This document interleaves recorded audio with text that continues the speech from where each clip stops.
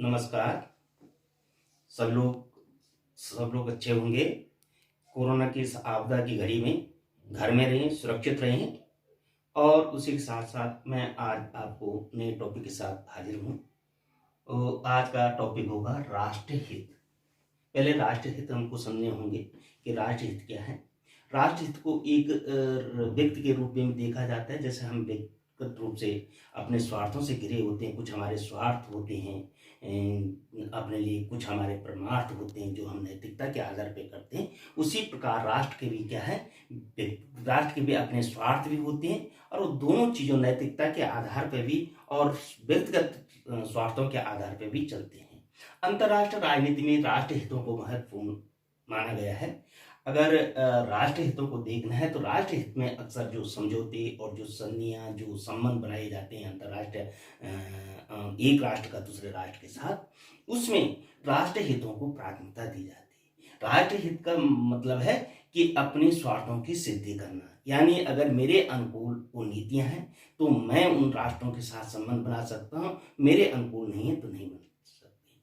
अंतर्राष्ट्रीय राजनीति का एक महत्वपूर्ण तत्व ये भी है, एक महत्वपूर्ण विशेषता है कि कोई भी राष्ट्र किसी भी दूसरे राष्ट्र का न तो अस्थायी मित्र होता है और न अस्थायी दुश्मन होता है। उसमें क्या है, समय और परिस्थितियों के अनुसार परिवर्तन भी होता रहता है। इसलिए इसमें हम किसी भी राष्ट्र को एक दूसरे का अस्थायी मित्र नहीं समझते हैं। ये क्या है, अस्थायी होते हैं।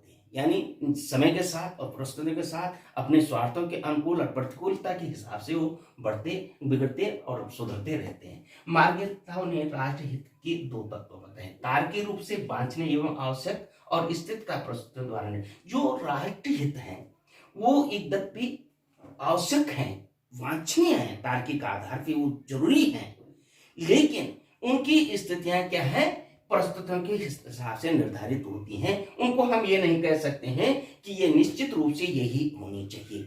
यानी क्या है, समय और परिस्थितियों के हिसाब से उसमें परिवर्तन होते रहते हैं और उसी के साथ साथ वो क्या है, बनते और बिगड़ते भी हैं। इसलिए इसका निर्धारण दो आधार पर किया जाता है।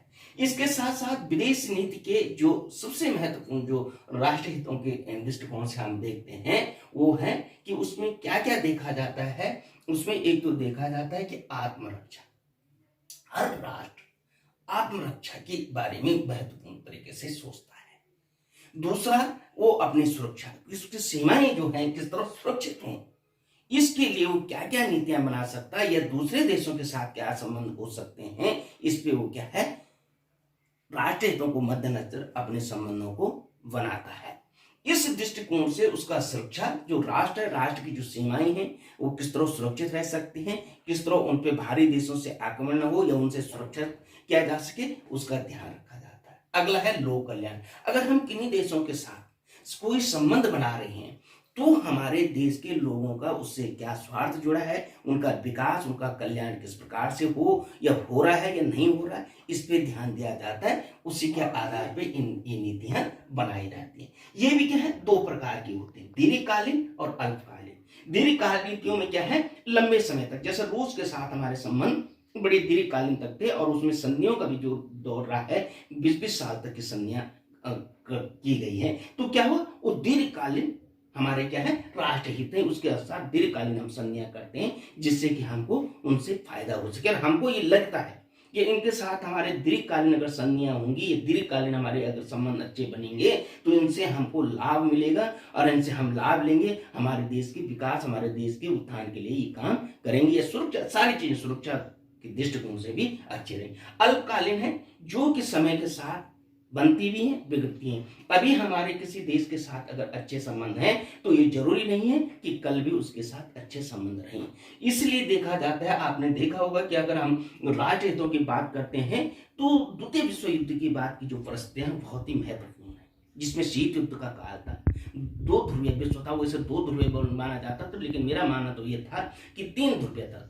शीत युद्ध के दौरान 2 ध्रुवीय ही नहीं था, 3 ध्रुवीय था। एक तो पूंजीवाद का नेतृत्व अमेरिका कर रहा था और साम्यवाद का साम्यवादी रूस कर रहा था, और तीसरा था गुट निरपेक्ष था, जो तीसरी इन दोनों के बीच से वो चल रहे थे। तो जब हम इन नीतियों की बात करते हैं तो आपने देखा होगा कि अगर स्वतंत्रता से लेकर आज तक हम देखते हैं तो अमेरिका के साथ हमारे संबंध अच्छे नहीं थे, बनते बिगड़ते, लेकिन वर्तमान समय की स्थितियों को देखते हुए हमारे अमेरिका के साथ अगर देखा जाए तो अमेरिका के साथ हमारे संबंध कभी अच्छे नहीं रहे।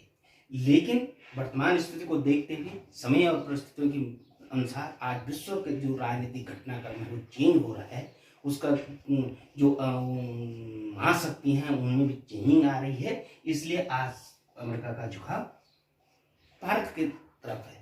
इस तरह हम देखते हैं कि जो नीतियां बनाई जाती हैं वो दीर्घकालीन अल्पकालीन, दीर्घकालीन होती है जो लंबे समय तक चलते हैं, जैसे हमारा रूस के साथ संबंध है, और अल्पकालीन ऐसे है जो कि समय के साथ क्या है, कभी बनती है, कभी बिगड़ती है, कभी किसी के साथ अच्छी रहती है, कभी खराब हो जाती है।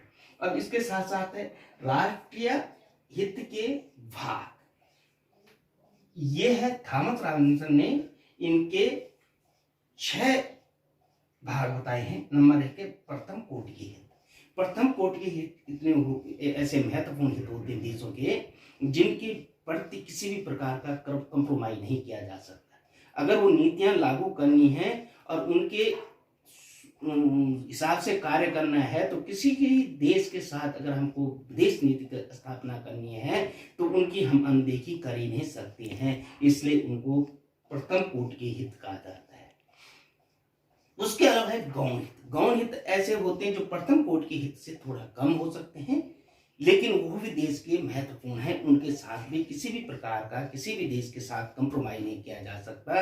उनकी अनदेखी करते हुए हम किसी भी देश के साथ संबंध नहीं बना सकते। अस्थायी हित ऐसे हित है, जैसे मैंने कहा कि अस्थायी हित अभी तक अगर देखा जाए तो हमारी अस्थायी हितों के हिसाब से जो नीतियां बनती हैं उनको देखा जाता है, जिनसे कि हमारे जो देश है या हमारा जो राष्ट्र है वो अस्थायी रूप से उन नीतियों से किस तरह प्रभावित होता है और किस तरह हमारे फेवर में वो कार्य करते हैं, उनको कहते हैं अस्थायी नीति। उसके बाद है परिवर्तनशील नीति। परिवर्तनशील नीति का मतलब है जो परिवर्तन होती रहती है, और परिवर्तनशीलता का मतलब है कि ऐसे में क्या है कि कभी है ऐसा समय आ जाता है कि हम उनमें हमको क्या है लंबे समय तक कार्य करने के बावजूद हमको ये सोचने के लिए मजबूर हो जाना पड़ता है कि इनके साथ कुछ परिवर्तन किया जाए और नए तरीके से सोचा जाए, क्योंकि वो नीतियां कभी कभी क्या हो जाती है, संबंध तो है, समझौते तो है, लेकिन निरर्थक हो जाते हैं। इसलिए परिवर्तन लाना उनमें जरूरी है। सामान्य हित जो जनरल हित होते हैं, जो सामान्य हित जैसे वाणिज्यिक वगैरह हित है, उनको ये व्यापारिक हित है, उनको देखा जाता है। विशिष्ट हितों में होते हैं ये बाजारीकरण, वैश्वीकरण, इन चीजों को विशिष्ट हितों में देखा जाता है। इनके आधार पे क्या है, इनको क्या है 6 भाग कहा गया।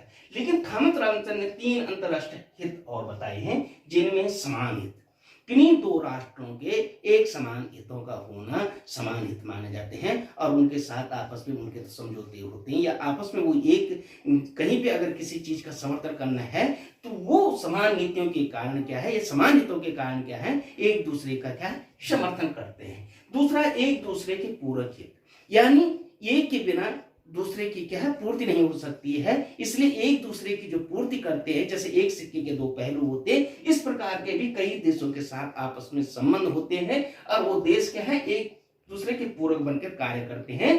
जैसा कि क्या है अमेरिका और पाकिस्तान रहा, जैसा क्या है चाइना और पाकिस्तान रहा है कि वो अपने हितों को ये सोचते रहे आज तक कि एक दूसरे के बिना हमारे हित जो राष्ट्र हित है वो सुरक्षित नहीं रह सकते। इस प्रकार परस्पर विरोधी हितों में अक्सर देखा जाता है। इसका सबसे अगर हम अच्छा उदाहरण देखें तो भारत पाकिस्तान है, जिनके कभी क्या है हित मिले नहीं है, आपस में इनकी हित हमेशा विरोधी रही है, अरे एक दूसरे का विरोध करते रहे। भले भारत क्या है उसमें क्या है अच्छी नीतियों के लिए पाकिस्तान की ओर आकर्षित करता रहा, लेकिन पाकिस्तान हमेशा क्या है आतंकवादी की नीति अपनाते हुए क्या है इसका कारण दोनों में आपस में विरोधाभास बना रहा है। तो ये अंतरराष्ट्रीय स्तर की नीतियों के आधार पे 3 प्रकार के हैं। अब राष्ट्र हितों में अभिवृद्धि के साधन क्या हो सकते हैं, तो अभिवृद्धि की नीति में सबसे प्रमुख है कूटनीति। कूटनीति के द्वारा हम किसी भी देश का समर्थन किस प्रकार से प्राप्त कर सकते हैं, किस प्रकार से अपने पक्ष में कर सकते हैं, इसको महत्वपूर्ण रोल अदा करते हैं। और उसके लिए जो देश का नेतृत्व है, देश का जो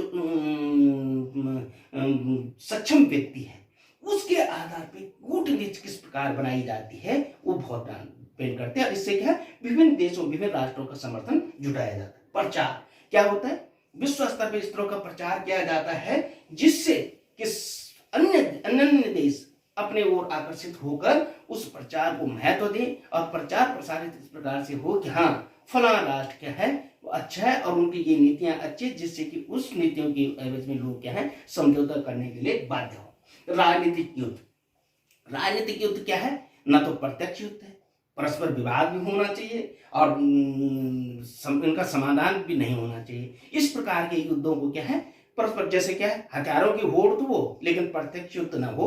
राजनीतिक तौर से एक किस्म से क्या है शीत युद्ध की तरह इसको माना जा सकता है, यानी एक दूसरे पर प्रेशर की राजनीति करते हुए इसको कहते हैं राजनीतिक युद्ध। आर्थिक साधन, अब क्या है कि राष्ट्र हितों के लिए आर्थिक साधनों का बड़ा महत्व है। जो देश जितना आर्थिक रूप से सक्षम होगा, यानी हम अगर कहीं किसी देश के साथ अगर समझौते करते हैं तो हम राष्ट्र हितों की अनदेखी नहीं कर सकते। उसमें ये भी देखते हैं कि हमारे आर्थिक साधन कितने संपन्न इनसे हो सकते हैं या हमारे आर्थिक आधार पर इनसे कितना विकास हो सकता है, आर्थिक हमको कितना लाभ हो सकता है, इनको मद्देनजर रखते हुए क्या है इनकी अभिवृद्धि यानी इनकी वृद्धि की जा सकती है। साम्राज्यवाद और उपनिवेशवाद, कई देश क्या है साम्राज्यवाद और उपनिवेशवाद में विश्वास करते हैं। वर्तमान समय में चीन की ऐसी नीति है कि वो साम्राज्यवाद और उपनिवेशवाद में विश्वास करता है और इसी के कारण क्या है वो विभिन्न देशों की सीमाओं को अपनी विभिन्न देशों के हिस्से को अपने हिस्सा मानकर उसका विस्तार करना चाहता है, उसको अपने अधीन करना चाहता है। और इस बार पाकिस्तान उसके पूरी तरह से जाल में फंसा हुआ है, तिब्बत को उसने अवैध रूप से कब्जा रखा है। इस प्रकार की उसकी साम्राज्यवादी और उपनिवेशवादी नीति है। और अगला है युद्ध। युद्ध ये एक ऐसी चीज है कि युद्ध से भी अपने पक्ष में फैसले लिए जा सकते, यानी युद्ध के माध्यम से यानी दंड के माध्यम से अपने पक्ष में फैसले करने की बात की जाती है और युद्ध उसका अंतिम सॉल्यूशन है। युद्ध के क्या लक्षण हो सकते हैं, युद्ध है एक से अधिक समूह, यानी युद्ध के लिए एक से अधिक समूह होने चाहिए, दो या दो से अधिक राष्ट्र, दो या दो से अधिक राष्ट्रों की ही आपस में युद्ध हो सकता है। दूसरा है उद्देश्य एक दूसरे के विरोधी, यानी युद्ध कैसी स्थिति में हो सकता है जब दोनों देशों के उद्देश्य एक दूसरे के विरोध में हो तब जाके उसमें युद्ध हो सकता है। और समझौते की कोई संभावना न हो, दोनों देशों के बीच समझौते की कोई संभावना नहीं। जैसे वर्तमान समय भारत और पाकिस्तान के बीच क्या है फिलहाल ऐसे लगते हैं जैसे कोई समझौता नहीं हो सकता है, वो आपस में एक दूसरे के धुर विरोधी बने हुए हैं। युद्ध अपने हितों की प्राप्ति तथा दूसरे पर इच्छा थोपने के लिए, यानी जब युद्ध लड़ा जाता है तो युद्ध का मतलब है कि अपने राष्ट्र हितों की रक्षा करने के साथ साथ दूसरे पर जबरदस्ती अपनी इच्छाओं को थोपना कि ऐसा मैं कह रहा हूं तो ये करना ही करना है, इसके लिए युद्ध लड़े जाते हैं।